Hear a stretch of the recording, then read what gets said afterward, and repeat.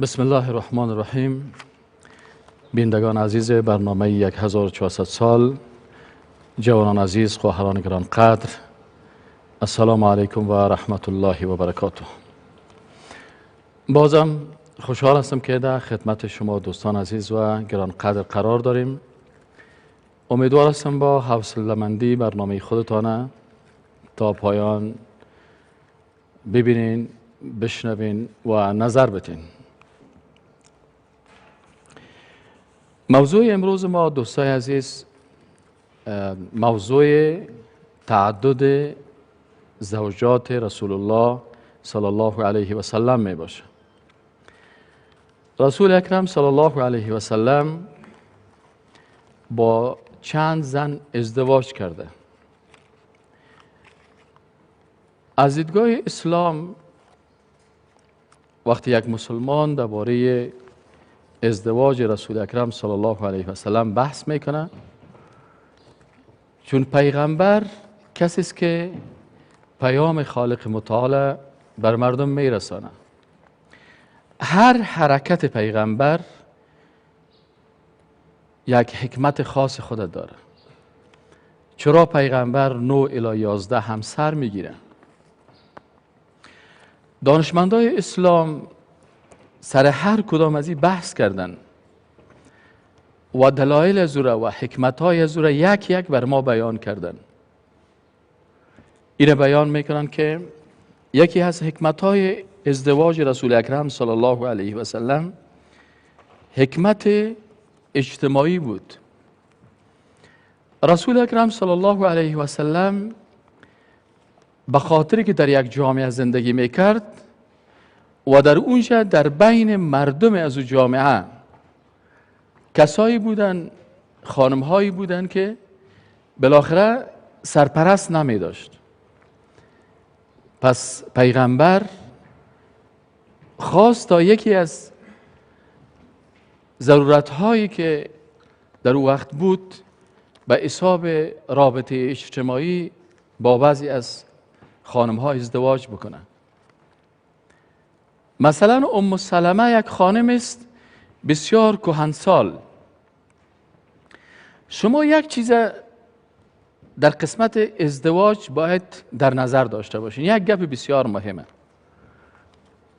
من از یکیتان همین مایکه بتین بر از اونو برادر. شما بگین مایکه بیاین. آبی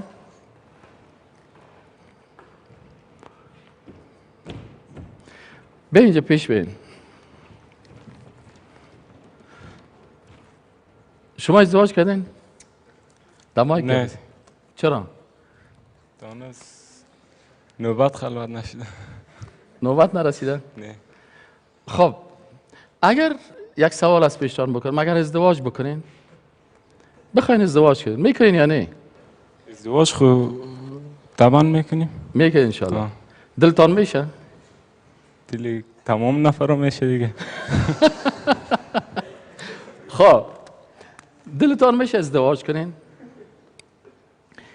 حالا چند ساله هستین شما؟ من عبده. عبده هستین. اگر پدرت برات بگه که برات یک زن 40 ساله میگیرم، قبول میکنی؟ دمایی کرد. نه قبول که نمیکنیم دیگه. چند ساله؟ خب برو یک سالش پایین 39. نه هر کس اندازهش دیگه. خال عبده ساله هستی؟ دو چنده عبده و عبده چند میشه؟ دمایی 36. 36 ساله؟ نه دیگه. خب 35. نه قبول نمیشه دیگه هر چیز. سیام نمیشه؟ ها؟ سیام نمیشه؟ نه. تشکر از شما برین، من براتون تشریح میکنم. من میخواستم یک مطلب بر شما بفهمانم. در ازدواج دو گپ است. یکی گپ از این برادر است، هر جوان و یا هر مردی که به حساب احساسات داخلی خود فکر میکنه، به حساب احساسات داخلی خود فکر میکنه، هیچ وقت نمیخواد که خانمش از او کده چی باشه؟ سنش بلند باشه. کل مردها میگه و میزنن که باید خانم ما سنش از ما کده 3 سال 4 سال پایین تر باشه. پیغمبر اسلام با کی ازدواج میکنه؟ خوب متوجه هستین؟ پیغمبر اسلام خودش 25 ساله است با یک خانم 40 ساله ازدواج میکنه. چرا؟ به خاطر که پیغمبر اسلام صلی الله علیه و سلم مادی و شهوانی فکر نمیکرد. به خاطر پیغمبر صلی الله علیه و سلم روزی که سرش وحی میه و امو جبریل امین پیغمبر در آغوش خود میگیره و پیغمبر خوب فشار میته و برش میگه اقرا بخوان، باز میگه من خواندن نمیتونم، باز میگه اقرا، باز فشارش میته، باز میگه بخوان، سوم مرتبه برش میگه اقرا بخوان، باز فشارش میته، مرتبه چهارم وقتی برش میگه اقرا بسم ربک الذی خلق. صحیح است که تو بی سواد هستی، لکن فرمان الله هست که تو باید بخوانی. این قوت در وجود تو الله میته. پس در این لحظه پیغمبر صلی الله علیه و سلم که وقت برش آیات خوانده میشه که اقرا بسم ربک الذی خلق خلق الانسان من علق اقرا و ربک الاکرم الذی علم بالقلم، پیغمبر صلی الله علیه و سلم چی میکنه؟ میخوانه و بالاخره من حیث یک استاد بزرگ برای بشریت معرفی میشه. در اینجا وقت در خانه خود میایه، اینجا اگر خانم ازی یک خانم سنش کم باشه و او خودش استعداد و توانایی قوی نداشته باشه، باز این نمیتونه که کت پیغمبر اما تو یک معامله‌ای که خدیجه الکبرا میکنه. خدیجه الکبرا وقتی که پیغمبر میبینه که پیغمبر میلرزه، پیغمبر میگه مرا بپوشانین، من بسیار سختی را دیدم، در لرزه هست، در ترس است، بالاخره این خانم با شخصیت چی میکنه؟ این خانم با شخصیت برش میگه ای پیغمبر الله تو را خوار زار نمیکنه. به خاطر چی؟ به خاطر ازی که تو با مسکینان کمک میکنی، با فقرا کمک میکنی، با مردم بسیار ستم دیده و دردیده همکار هستی، الله تو را نصرت میکنه. و به می خاطر است که وقتی که پیغمبر صلی الله علیه و سلم او تو یک خانم در کنار خود می داشته باشه، میتونه که سختترین حالات زندگی را تحمل بکنه. و این خانم باز چی میکنه؟ تمام مال خود و تمام ثروت خود در راه اسلام چی میکنه؟ مصرف میکنه. شما میبینین شخصیتی که مثل برادر گفت که من میخواهم همسری داشته باشم که او تجربه خوب و عالی زندگی را داشته باشه. پس یکی از حکمت‌های ازدواج رسول الله صلی الله علیه و سلم با زنهای کهنسال است. پیغمبر صلی الله علیه و سلم بغیر از یک همسر از او که دختر جوان بود، دیگه تمام همسرایش زن 40 ساله، زن 50 ساله، زن 60 ساله، زن 70 ساله، یعنی خانمایی بودن. به خاطر چی؟ به خاطر ازی که در اینجا رسول اکرم صلی الله علیه و سلم اهداف دیگه داشت. اهداف تعلیمی، اهداف سیاسی. پس در ازدواج پیغمبر صلی الله علیه و سلم حکمت شرعی هست، حکمت دعوتی هست، حکمت علمی هست، حکمت فرهنگی هست، حکمت سیاسی هست، حکمت اخلاقی هست. تقریبا 7-8 حکمت بود که از این خاطر رسول الله صلی الله علیه و سلم با زنهای کهنسال ازدواج میکرد و هیچ وقت پیغمبر ما به مسائل نفسی و شخصی فکر نمیکرد. دوستای عزیز، علاقمندان عزیز برنامه 1400 سال، یک وقفه کوتاه برای چند لحظه از خدمت شما مرخص میشیم و باز در خدمت شما دوستا حاضر میشیم. با ما باشین.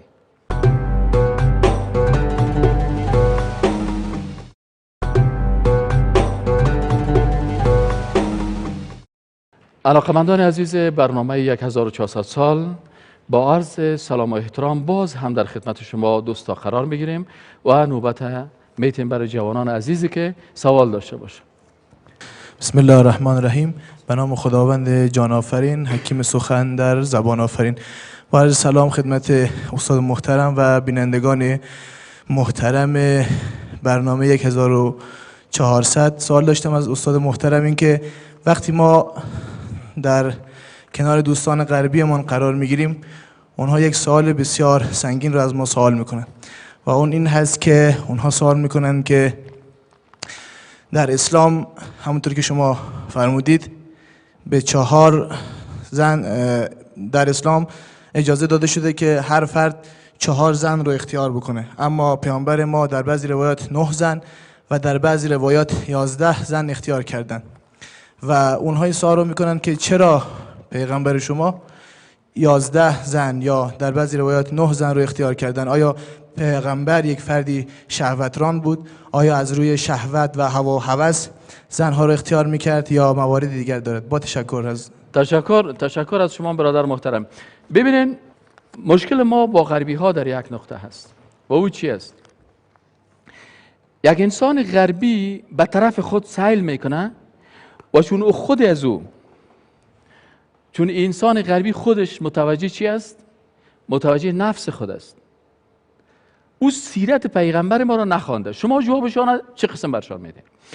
اول برشان بگوین که وقتی که پیغمبر ما دعوت شروع کرد، در وقتش آغاز دعوت خود پیغمبر ما صلی الله علیه و سلم یک تعداد از مشرکین قریش آمدن و بر از او پیشنهاد کردن. چی پیشنهاد کردن؟ برش پیشنهاد کردن و گفتن که ای محمد صلی الله علیه و سلم، اگر تو میخوای ما از هر قبیله بر تو یک همسر میگیریم، بهترین دختر و خردسالترین از اونا را ما برات میگیریم. اونا فکر میکردن که پیغمبر دعوتش به خاطر چی است؟ دعوت پیغمبر، اونا فکر میکردن که دعوت پیغمبر به خاطر ازی دعوت میکنه که یک چیز مادی به دست بیارن. گفتن ما از هر قبیله برات یک دختر زیبا را اختیار میکنیم. اما پیغمبر صلی الله علیه و سلم برش گفتن ما برات پیسه هم و تو را در یکی از کرسی های بسیار بلند در منطقه خود مقرر میکنیم.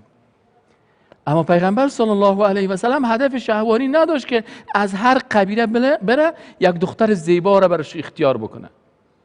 شما برشان سنای همسرای پیغمبر صلی الله علیه و سلم معرفی بکنین. برشان بگوین که این پیغمبر ما وقتی که ازدواج کرد، اولین کسی که همراهش ازدواج کرد خدیجه نام داشت. پیغمبر 25 ساله بود. پیشتر من موضوع خواستم که برادرها مطرح بکنم.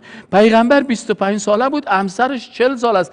15 سال از عمر خود که خانم بزرگتر گرفته و تا زمانی که این خانمش زنده بود ازدواج نکرده. این هم متوجه باشین.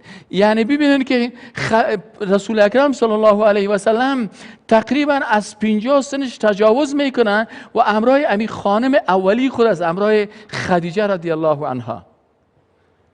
پس این چی معنا را میده؟ معنای ازی هست که پیغمبر صلی الله علیه و سلم که اونمو خانم یعنی سن جوانی و سن قدرت و سن توانایی چه وقت است؟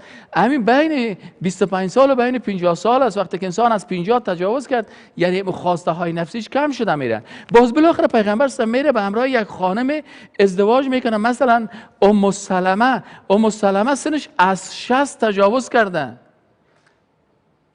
پس چرا پیغمبر دخترای 18 ساله و 20 ساله را که برش قومش پیشنهاد میکنن امرای از اونها ازدواج نمیکنن و میره امرای یک زن 60 ساله ازدواج میکنن؟ به خاطر ازی که پیغمبر صلی الله علیه و سلم ضرورت تعلیمی داره. تعلیمی چی هست؟ تعلیمی هست که پیغمبر صلی الله علیه و سلم این خانم ها را باید احکام و مسائلی که مربوط به خانم هاست بر از این تعلیم بده. باز خانم های پیغمبر صلی الله علیه و سلم برن بر از اینا دین برسانن.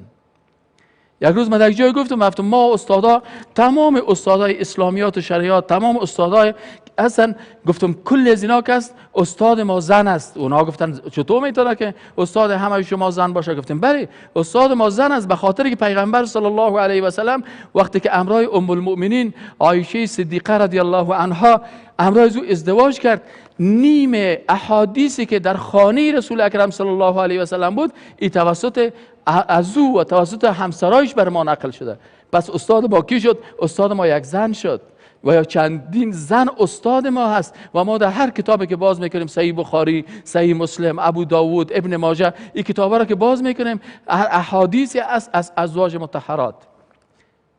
پس این کلش دلالت به چی میکنه؟ دلالت به این میکنه که پیغمبر صلی الله علیه و سلم در ازدواج خود مسائل دیگری را که مربوط به ضرورت جامعه بود، مربوط به او است، او را مطرح میکرد، نه مسئله شخصی و شهوانی از او. در غیر از او شما پرسان بکنید بگو چطور امکان داره مثلا یک مرد که علاقمند شهوت است ای بخیزه با امرای یک زن 65 ساله یا 70 ساله ازدواج بکنه؟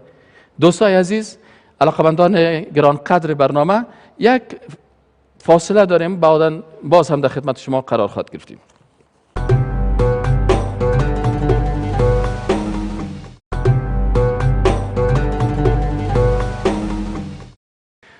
دوستان عزیز، بازم خدمت شما سلام و احترامات خود تقدیم میکنیم و تشکر از شما میکنیم که با همراه ما تا حال در برنامه خودتان هستین.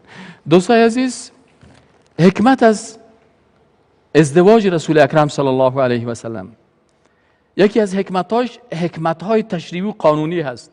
پیغمبر صلی الله علیه و سلم به امرای زینب به اساس امر الله ازدواج میکنه، چرا به همراه زینب بنت جحش ازدواج میکنه؟ به خاطر از که او قبلا همسر پسرخوانده پیغمبر صلی الله علیه و سلم است. پیغمبر امر الله برش میشه که امر از ازدواج بکن، به خاطر که او وقت در بین عربا اگر یک نفر یک کس را بچه میخواد، باز امر او دیگه مثل بچه سکی از می بود، از این خاطر خاص برای مردم بیان بکنه که در اسلام بچه خواندگی نیست. یعنی اگر یک خانم یک کس را بچه خود بخوانه، یا یک مرد یک کس را بچه خود بخوانه، یا دختر خود بخوانه، یا مادر خود بخوانه، یا خوار خود بخوانه، این بچه خواندگی و دختر خواندگی در اسلام نیست. ادعوهم لآبائهم، هر کس به مو پدر اصلی و نسب اصلی از او چی کنین؟ به اساس به مو پدر اصلی و نسب اصلی از او را نسبت بدین. پس پیغمبر صلی الله علیه و سلم به خاطر که این مفهوم در قلب مردم جاگزین بسازه، به همراه از ازدواج میکنه. دیگه از حکمتاش حکمت علمی هست، دیگه از حکمتاش حکمت سیاسی هست. بسیاری از قبایل بودن که وقت پیغمبر یک خانم کهنسال از اونجا میگرفت، تمام قبایل به همراه پیغمبر صلی الله علیه و سلم دوستی میکردن، میگفتن این داماد ما هست. حتی من به یاد دارم یک چند سال پیش یک خانم امریکایی بود، خانم امریکایی، این خانم امریکایی در افغانستان آمده بود. یک بچه جوان افغانی ما وقتی که برای اسلام پیشنهاد میکنه، برش میگه که چی هست، من اسلام قبول میکنم لکن تو همون کاری که پیغمبرتان کرده میتونی؟ میگه او چی است؟ این زن سنش بلند است، 50 ساله، و این جوان تقریبا 27 28 ساله. همین جوان به خاطر ای که اسلام برای این معرفی بکنه و این زن مسلمان شوه، به همراه از ازدواج کرد. و یک روز اردوشان آمدن در پانتون، امو خانم در یکی از پانزه‌ها درس داشت، همراه ما 6 رو بعضی سوالا را کرد و گفت ما یکی دیگه خانم و شوهر هستیم. پس اینال پیغمبر صلی الله علیه و سلم وقتی که ازدواج میکرد، هر چیز از او حکمت داشت. مثلا آل در افغانستان یک رواج بسیار زشت است، یکی از رواج‌های بسیار زشت است. او چی است؟ که اگر یک خانم 50 ساله یا 55 ساله شوهرش فوت بکنه، با سر از او بر از او میگه که تو اوهو ازدواج کردن نمیتونی. قطعا چون ازدواج کردن نمیتونم. بچهش میگه بر من شرم است که مادر 55 ساله ما ازدواج بکنه، دخترش میگه بر ما شرم است. اما اگر کسی مادر خود با خانم پیغمبر مقایسه بکنه که چطور ام سلمه یک زنه که سنش از 60 بالاست او ازدواج میکنه. چرا ازدواج میکنن؟ به خاطر ازی که برای زنها اجازه داده شوند که ولو اگر سن 60 هم باشه و بخواد ازدواج بکنه، از دیدگاه اسلام کدام مشکل نداره. پس هر ازدواج پیغمبر صلی الله علیه و سلم به اساس یک هدف سیاسی، یک هدف اخلاقی، یک هدف اجتماعی، یک هدف فرهنگی، یک هدف انسانی، یک هدف تعلیمی، یک هدف تربیوی، به خاطر از این اهداف بودن. اینال وقتی که یک غربی از ما پرسان میکنه، ما برش میگیم که تو حداقل همین سنهای ازواج رسول الله صلی الله علیه و سلم به غیر از یک خانم ازی که دختر جوان بود، باقی مانده کلش زنای کهنسال بیوه بودن. پس وقتی که پیغمبر صلی الله علیه و ازدواج کرده، او به اساس ازی که برش از جانب الله احکام بیان شده، میخواست که دین اسلام بر کل مردم برسانه و پشت ازی نمیگشت که این سنش 60 است یا 70 است. به خاطر ازی که اگر مثلا مثل کو برادر پیشتر گفت اگر سن ما 17 ساله هم باشه، من خوش دارم نسبت به دختر 16 ساله کده همراه دختر زن 35 ساله ازدواج بکنم، چون او تجربهش بیشتر است، او زندگی مرا خوب میتونه سر و سامان ببخشه. او به اساس یک معقولیت ایگه پزد و هر کسی که معقولیت داشته باشه مثل پیغمبر صلی الله علیه و سلم فکر میکنه و ازدواج رسول اکرم صلی الله علیه و سلم با این زنها به اساس کدام خواسته های نفسی نبوده، چون خواسته های نفسانی همیشه بر کسایی هست که خود غربی ها رو شما ببینید که هیچ وقتی تو نیست که برن یک مرد مثلا 25 ساله یا 20 ساله بره با همراه یک زن 40 ساله ازدواج بکنه و یک مرد مثلا بخیزه با همراه یک زن 60 ساله یا 65 ساله، یا مثلا یک کس بخیزه همراه یک خانمی که به سن مادر کلانش هست همراه ازدواج بکنه. الا وقتی میشه که بفهمه که ازدواج ما با همراه از او به یک منفعت است. من یک کس به من بگه استاد یک زن 70 ساله است میگیری؟ چی کنم 70 ساله در سر شانه‌ام بالاش بکنم؟ به خاطر از اینکه زن 70 ساله را چی کنم بخوسرش از مادر کلام کرده بالاتر است، او تمام روز مریض است، گرده درد است، کمر درد است، او را چی کنم. اما اگه برای من بگه که اینی خانم 70 ساله یک زنی است که اگر ای در یک کشور اروپایی در فرانسه است یا در ایتالیا است یا در امریکا است، اگر او امروز تو ازدواج کنی و او مسلمان شود، شاید مثلا 200 300 نفر دیگه چی شود امروز مسلمان شود، باز من میگم بله من میخوایم که امروز ازدواج بکنم. به خاطر چی؟ به خاطر از اینکه اونجا مسئله باز مسئله نفس مطرح نمیشه، مسئله چی مطرح میشه؟ مسئله دین و ایمان و عقیده و دعوت. خب سوال دیگه کدام برادر دیگه بفرمایید. عرض سلام و ادب دارم خدمت شما استاد محترم. سوال ما اینجاست استاد محترم، پیامبر گرامی اسلام خردترین زنش 9 ساله بود و هر عمل حضرت پیغمبر بدون حکمت نبوده. ما میخوایم اینجا بپرسیم فعلا طب ثابت کرده که باید زن 18 سال باشه که بخواد ازدواج کنه، یعنی دوره قانونیش 18 سال است. ما اینجا در شک و تردید میرسیم که چرا 9 ساله رفته حضرت پیغمبر همراه دختر 9 ساله عروسی کرده. تشکر. بسیار تشکر. اصلا بسیار ساده هست. گپ زرزی هست که خود ام المؤمنین عایشه صدیقه رضی الله عنها یکی از یک کتابا رو مخوانم گفتن که او افتخار میکرد سر دیگه همسرای خود برشان میگفت که شما را پیغمبر اختیار کرده، لکن نکاح ما با پیغمبر به اساس وحی شده که جبریل امین آمده بر پیغمبر گفته که از این دختر ازدواج بکن. چرا؟ یکی از علتهایی که امروز ازدواج کرد این بود که خانمای دیگه ازی که 65 و 70 ساله و 60 ساله بودن، اونا خب بعضیشان این پیغمبر که وفات کرد اونا هم وفات کردن و بسیاری از احادیث رسول اکرم صلی الله علیه و سلم که اونا یاد داشتن همراهشان رفت. اما بسیار احادیث پیغمبر صلی الله علیه و سلم که در خانه بود، اکثر از این احادیث یعنی نصف علم از عایشه رضی الله عنها هست. یک حکمتشی است. دیگه چی هست؟ دیگه ای است که از دیدگاه اسلام سن قید نداره. کسی که میگه سن قید داره، سن چه قسم است؟ مسئله بلوغ است. آیا بالغ است یا بالغ نیست؟ این علما میگن که در هر کشور سن بلوغ دخترها و پسرها فرق میکنه. در مناطق گرمسیر، در بسیاری مناطق گرمسیر هستن، شاید یک جوان در 11 سالگی 12 سالگی جوان شوه یک پسر، شاید یک دختر در 10 سالگی 9 سالگی بالغ شوه به سن بلوغ خود برسه، و در مناطق سردسیر شاید 18 ساله و 19 ساله به سن بلوغ نرسه. بنابراین این سنای 18 ساله و طولا را که قید کردن، چون در اروپا اونا خب بیچاره برشان هفته و نمیرسه. در اروپا بسیاری وقتا برشان هوایشان بسیار سرد است، اونجا مرحله سن بلوغشان پسانتر است و این قیدها در اروپا است، لکن این کتلاک آورده شده در کشورهای اسلامی. در اسلام چی قید است؟ در اسلام قید است که دختر بالغ باشه و پسر بالغ باشه. بله استاد محترم، بله منظور در اینجاست که شرط عروسی وقتی پورا میشه که در سن بلوغ برسه؟ بله، در اسلام این همونطور است. وقتی که دختر بالغ شد و پسر بالغ شد و دیگه مسئله سن که از شما یک چیز در نظر داشته باشیم. خب با به اساس احترامی که با بسیاری از متن‌هایی که آمده که سن پیغمبر صلی الله علیه و سلم یا سن بی بی عایشه را 9 ساله قید کرده، لکن وقتی که انسان در مجموع روایت ها را میخوانه و میبینه که مثلا خواهر دیگه پیغمبر صلی الله علیه و سلم که اونجا مثلا خواستگاری میشه، او سنش چند باشه و صاحب اولاد می باشه و از او کده چی می باشه، یعنی روایت ها تو نشان میده که حتی در امی سن ها که از بسیاری وقتا علما میگن این سن و یا این سن، امی دقیق سن ازی، لکن گپ سر ازی است که پیغمبر صلی الله علیه و سلم وقتی با همسرای خود ازدواج کردن، خصوصا به همراه ام المؤمنین عایشه صدیقه رضی الله عنها که او سن بلوغ خود بودن، از این خاطر هیچ کس از کسایی که دشمنای در اون وقت از مشرکین بودن، یهود بودن، نصارا بودن، انتقاد نکردن،